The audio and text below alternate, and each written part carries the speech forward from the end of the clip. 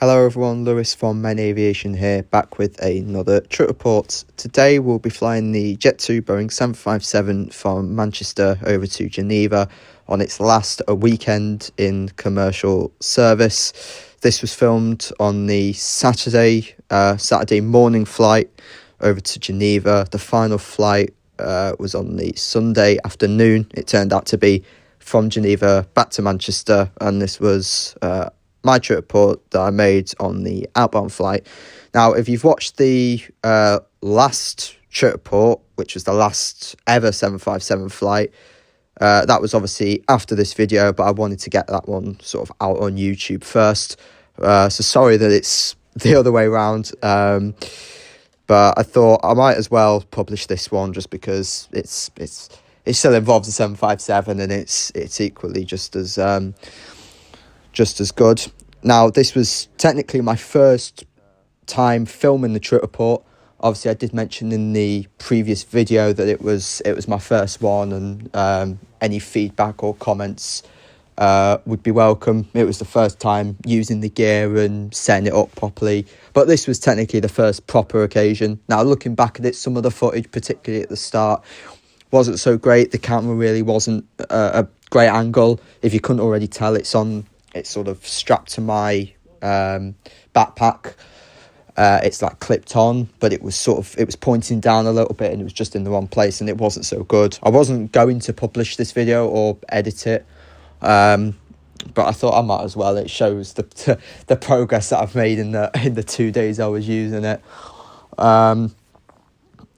But yeah, so that's why I've decided to publish it. As I mentioned, this is the outbound on the Saturday morning from Manchester to Geneva. It came back on that Saturday, operated the flight out on the Sunday, and then it was the last flight that I was on back to Manchester that concluded the operations. It was a fun little weekend. Geneva, albeit it was cold, it was nice. I've visited Geneva 3 times now, including this visit. And each time it's just such a beautiful place that if you can go, then I definitely recommend it. It's obviously very cold, but it's well worth it. Anyway, I'm going to shut up now and let you enjoy this trip report of the Jet2 757 from Manchester to Geneva. Enjoy.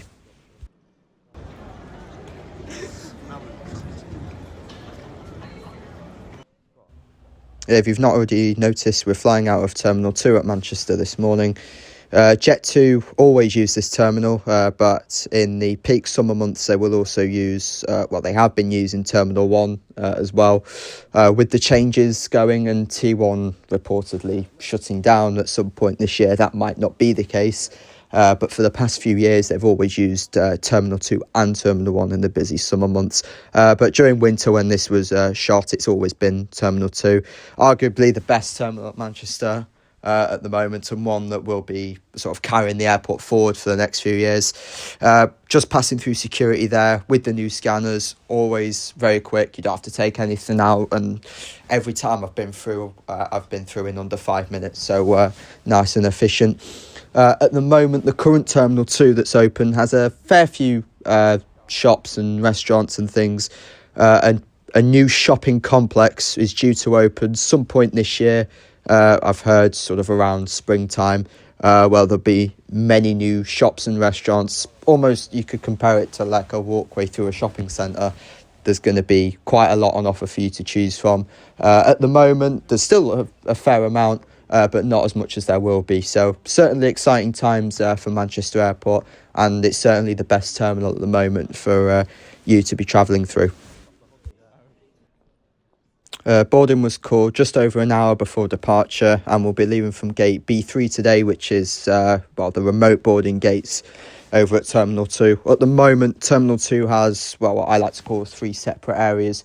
You've got the old part of Terminal 2, which has, I think, gates 206 to 201, something along those lines, which is sort of it's a pier, which forms part of the old Terminal 2 building, which dates back from the early 90s.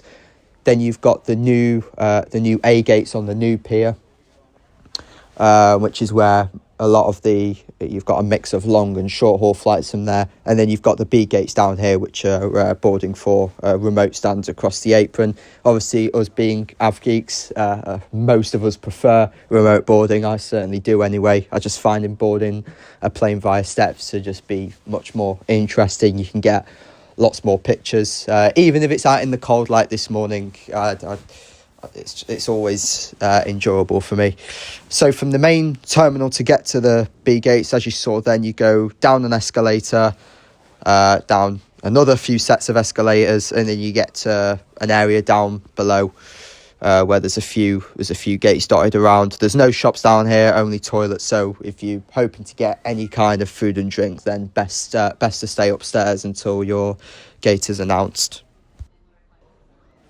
So turning left like we are, you've got gates B1 to B8, and then B9 and B10 are just to the right. As you can see, there are toilets on the left, but that's all there is down here. So like I say, only arrive here when your gate is called. There's no point, especially if you're gonna get hungry. Boarding was called nice and early, and as usual with Jet2, was via boarding zones. So with the 757, board group C first, which is at the rear, then group A, which is sort of the front section to the left of the L2 door, and then group B, which is in the middle. Also make sure that the aircraft is weighted suitably during boarding so that the aircraft doesn't tip. Quite efficient process, to be honest. Bus boarding in many places is known to be quite chaotic, but I find Manchester's to always be somewhat organised. I mean, I know a lot of the passengers get mixed up in the bus anyway, so boarding by zones doesn't necessarily make a great difference. I flew to Lanzarote the week before with Jet2. We boarded via remote, and they didn't do zone boarding at all. It was literally just a free-for-all.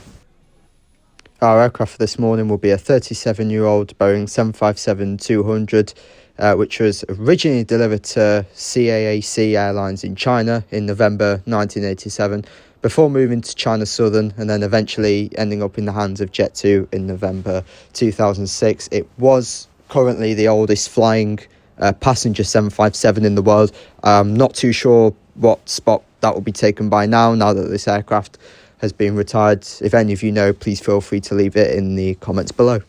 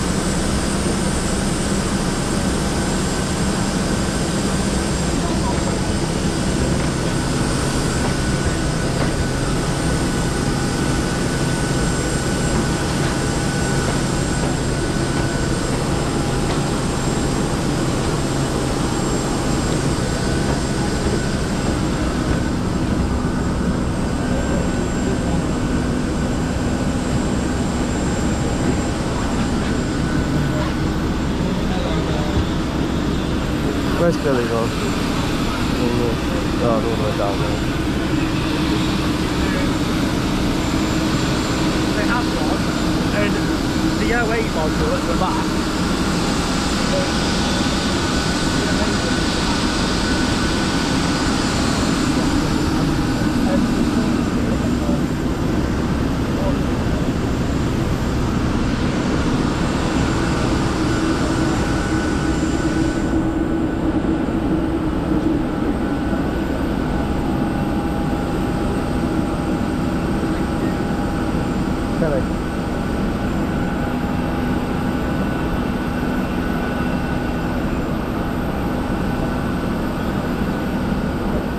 Right. For us? Because it's got both our boarding passes. Morning. Just your boarding card. Thank you. fine, and then that's... Yeah, no worries, thanks very much. Move that away. Hello. Please, just jump here, please. Thank you. Bye. You're right. Bye. Sorry, mate. Oh, sorry. Just go past me. Thank you.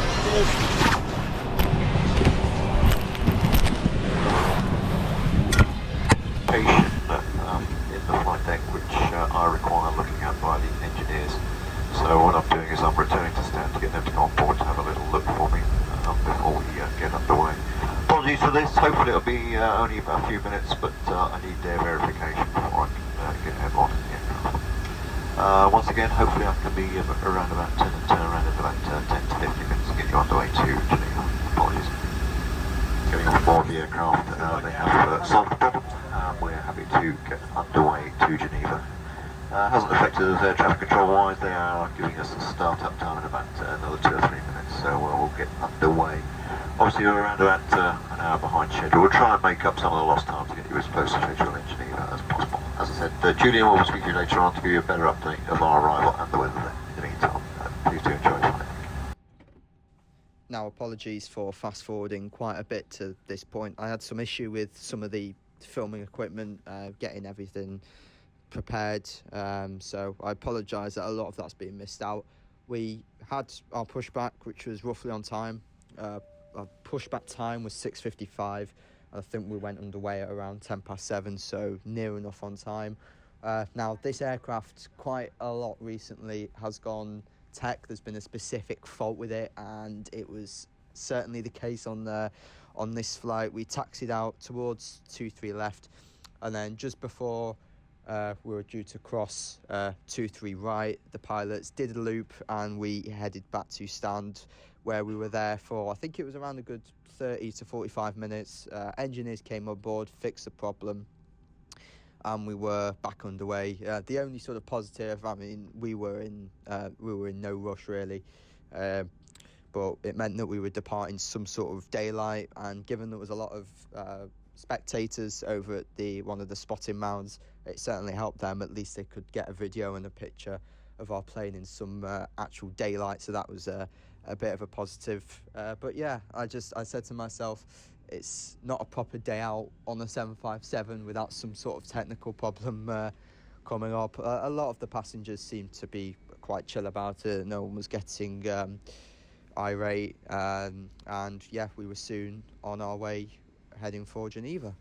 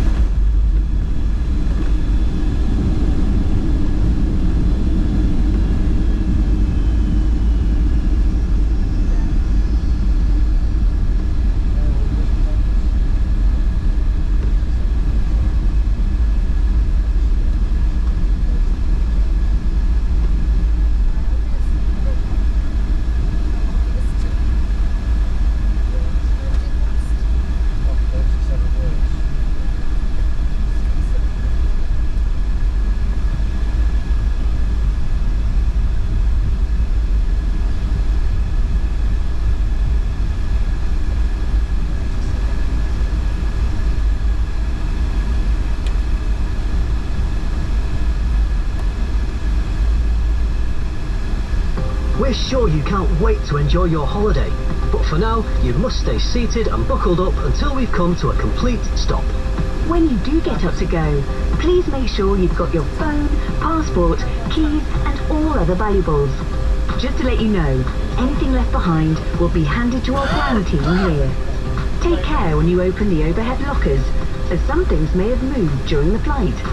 Just so you know, you're not allowed to smoke or vape on the way to the terminal, or in the terminal itself. Our friendly representatives are all ready and waiting to help you. Thanks for flying with us today. And from all of us, have a lovely holiday.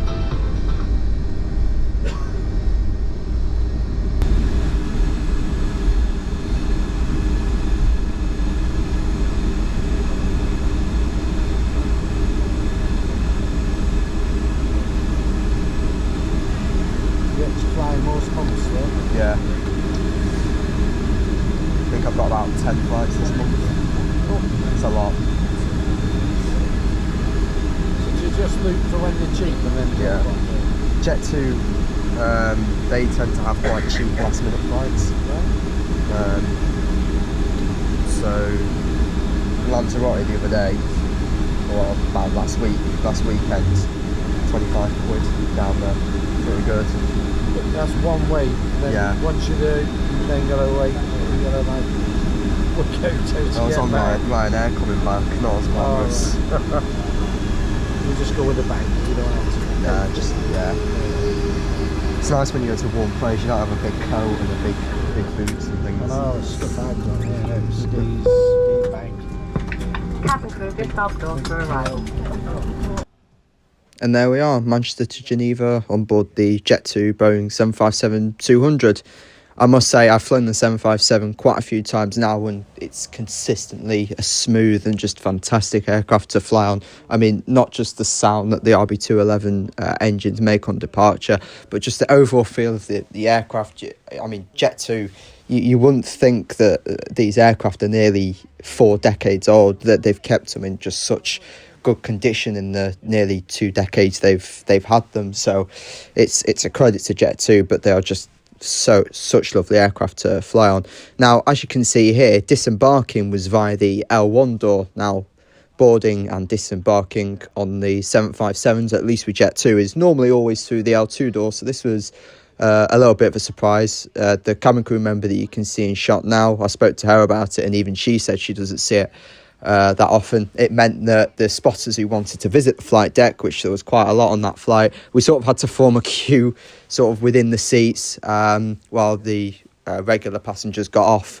And I don't think the rear door was used either, so all 230 or so passengers had to use that front door for boarding. So it was a little bit busy up front, a little bit hectic, but we all got to visit the flight deck. Buses were waiting for us, so we were hurried up a little bit. I got in nice and early before everyone else, so it wasn't too bad. I'll be very quick. Hi, Captain. Right, I think you was on my flight a few weeks ago. I probably will. Yeah. Probably on an Alicante. So you're jumping on all the flights, are you? Pretty much. I'm on the one tomorrow. Well, coming back. Lovely, lovely. Yeah. You're gonna get a motion.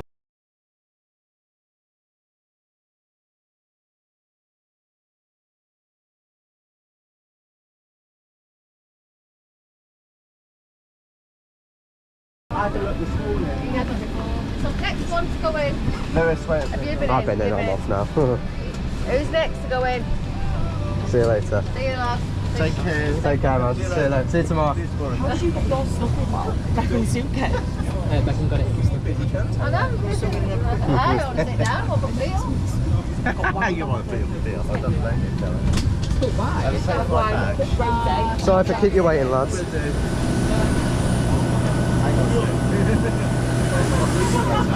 I did take my phone, mate. Are we off then?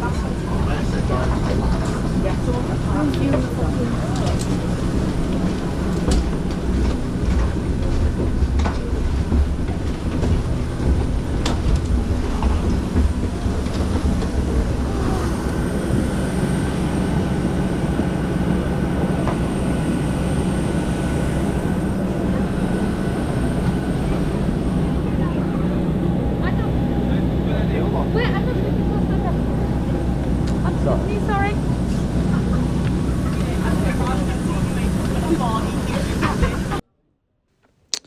And there we are, arrived at Geneva, arriving into Terminal 2 on this occasion, which is the charter terminal at Geneva. So it's only used at certain times of the year and even at certain times of the day.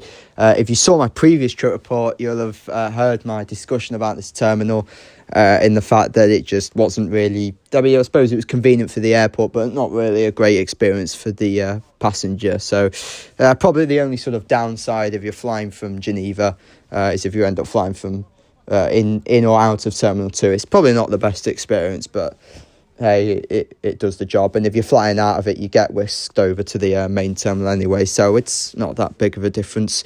But yeah, as I reiterate, a great flight on the 757. Sadly, it would be my second to last one, the last one being the following day on the same aircraft back to Manchester, which would be the final ever Jet2 757 flight. If you haven't already watched that video, I'll put a link to it in the description below. It's a little bit longer than this one. This is only about half an hour long. That one's just over an hour. It's because I've left the taxi and, just the taxi footage taking off and landing, which was the only sort of negative feedback that people gave after that video. So I have cut a little bit of it for this one. If taxi footage is something that you like, I know it's different for people, it's 50-50 whether they like it or not, then let me know so I can take that into consideration for future reports. Like I say, this was technically the first report I did. The one I uploaded yesterday was the second one, so there was, I think, some improvements to that one over this one. But as always, feel free to leave your thoughts in the comments below, anything you want me to improve and change for any future trip reports. But yeah, thank you very much for watching, guys, and I will see you in the next one. Take care.